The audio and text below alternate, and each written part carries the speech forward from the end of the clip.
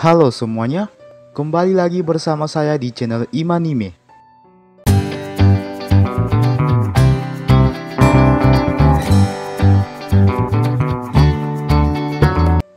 Channel yang akan membahas tentang semua hal unik yang ada di Sulawesi Selatan dan masih banyak lagi. Di video kali ini, kita akan membahas tentang salah satu urban legend populer yang ada di Sulawesi Selatan. Dialah kisah Nenek Pakande. Kira-kira seperti apakah kisahnya? Apakah kisah ini benar-benar nyata? Atau hanya sebuah cerita rakyat biasa yang tidak nyata?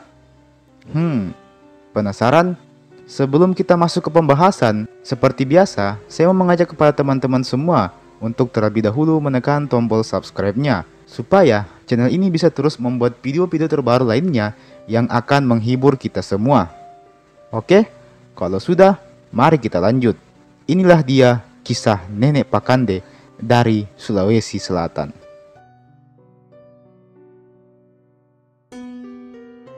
Cerita ini selalu diceritakan secara turun-temurun oleh orang tua kepada anaknya, di daerah Sulawesi Selatan khususnya. Jadi seperti ini. Konon katanya, pada zaman dahulu kala, ada sebuah desa di sekitar wilayah Sopeng, Sulawesi Selatan.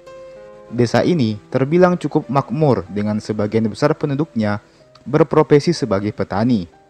Selebihnya ada juga yang berprofesi sebagai pedagang dan pandai besi. Suatu ketika, di desa tersebut kedatangan seorang nenek tua. Sekilas dari penampilannya, nenek itu terlihat seperti nenek-nenek biasa pada umumnya. Ia memiliki perawakan dengan badan yang setengah membungkuk, rambut yang berwarna putih, dengan wajah yang sudah berkeriput. Dialah Nenek Pakande.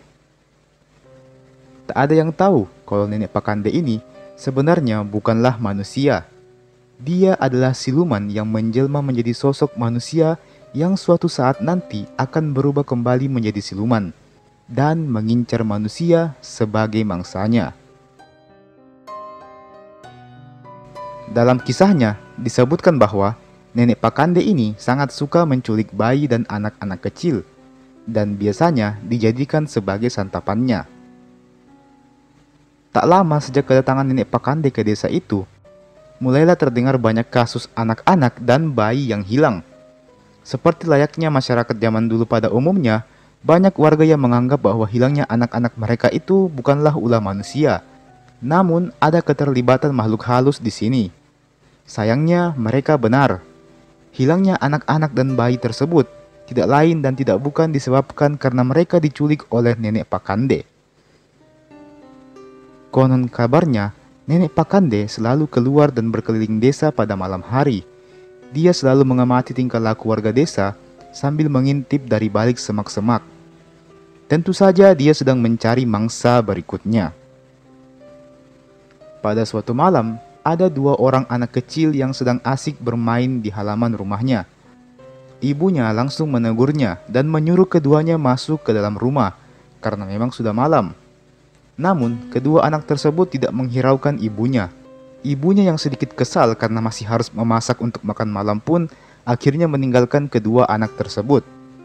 Sang ibu kemudian masuk ke dapur untuk memasak. Tentu, hal ini dijadikan kesempatan oleh Nenek Pakande untuk menculik kedua anak tersebut.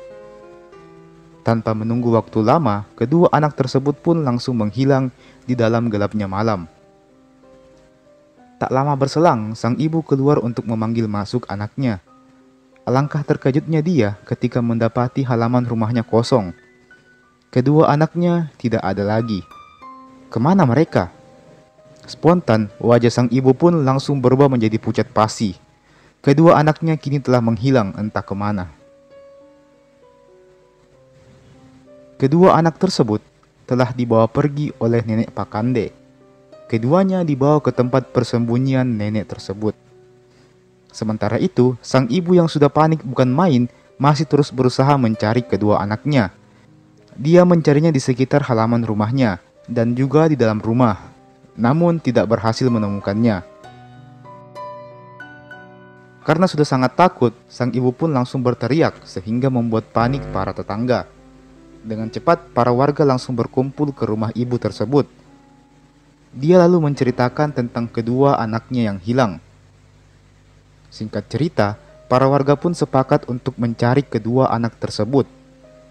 Salah satu warga langsung berlari ke rumah kepala desa sambil berteriak kalau ada orang hilang.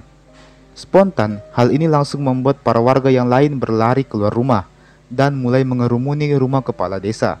Setelah dijelaskan tentang hilangnya dua anak si ibu tadi, kepala desa langsung memerintahkan para warganya untuk berpencar dan mencari anak-anak tersebut keliling desa dan hutan sekitar.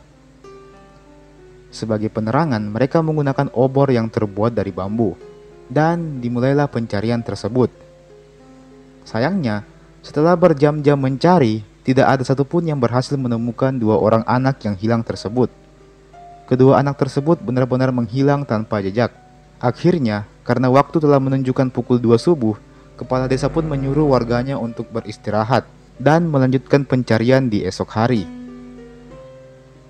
Keesokan harinya, para warga memutuskan untuk berkumpul di rumah kepala desa untuk rapat dan mengatur strategi pencarian kedua anak tersebut. Di tengah-tengah rapat, tiba-tiba ada seorang ibu yang berlari ke tempat rapat tersebut sambil berteriak kalau anaknya yang masih bayi juga menghilang. Spontan, hal ini langsung membuat warga jadi semakin panik. Si ibu tadi menjelaskan kalau dia sedang tidur bersama dengan bayinya di kamar. Namun secara tiba-tiba bayinya menghilang entah kemana. Kejadian ini sukses membuat warga semakin panik. Para warga yang mempunyai anak kecil pun menjadi semakin takut. Mereka takut kalau kejadian yang sama akan menimpa anak mereka. Di tengah-tengah kepanikan tersebut, seorang pemuda bernama Labeddu angkat bicara dan menjelaskan bahwa kemungkinan besar ini adalah ulah nenek Pak Kande. Pasalnya, minggu lalu juga ada anak kecil yang hilang di desa sebelah. Maka pasti ini ulah nenek Pak Kande. Labeddu kemudian mengusulkan bahwa mereka harus mengusir atau kalau perlu mengalahkan si nenek Pak Kande ini. Namun, warga tentu takut akan hal ini. Pasalnya, menurut berita yang tersebar, nenek Pak Kande ini adalah orang sakti yang tidak takut pada siapapun. Satu-satunya yang nenek Pak Kande ini takuti adalah raksasa yang bernama Raja Bangkung Putu Repa Rao Ale. Namun sayangnya, keberadaan sang raksasa itu pun sangat misterius dan tidak ada yang pernah melihat sosok tersebut. Raja Bangkung Pitu Repa Rao Ale sendiri sebenarnya juga adalah sosok yang gemar memangsa manusia. Wujudnya sangat besar menyerupai raksasa. Hanya saja berbeda dengan nenek Pak Kande. Raja Bangkung Pitu Repa Rao Ale ini hanya memangsa orang-orang yang jahat saja. Setelah terdiam beberapa saat, Labeddu kemudian kembali angkat bicara. Dia mengatakan bahwa dia punya suatu rencana untuk mengalahkan nenek Pak Kande. Karena sudah kehabisan akal, meskipun sebenarnya mereka tidak yakin karena yang mereka lawan adalah orang sakti. Labeddu kemudian menjelaskan bahwa dia butuh busa sabun sebanyak 1 ember, kulit rebung yang sudah kering, beberapa batu besar, dan beberapa ekor belut. Akhirnya, para warga pun bergegas mengumpulkan bahan-bahan yang disebutkan Labeddu ini. Selain bahan tersebut, Labeddu juga meminta kesediaan seorang ibu untuk meminjamkan bayinya sebagai umpan.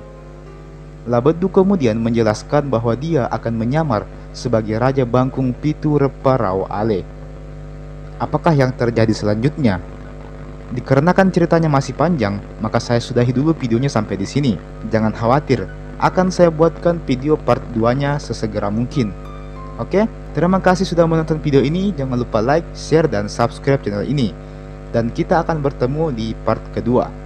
Terima kasih dan sampai jumpa di video berikutnya.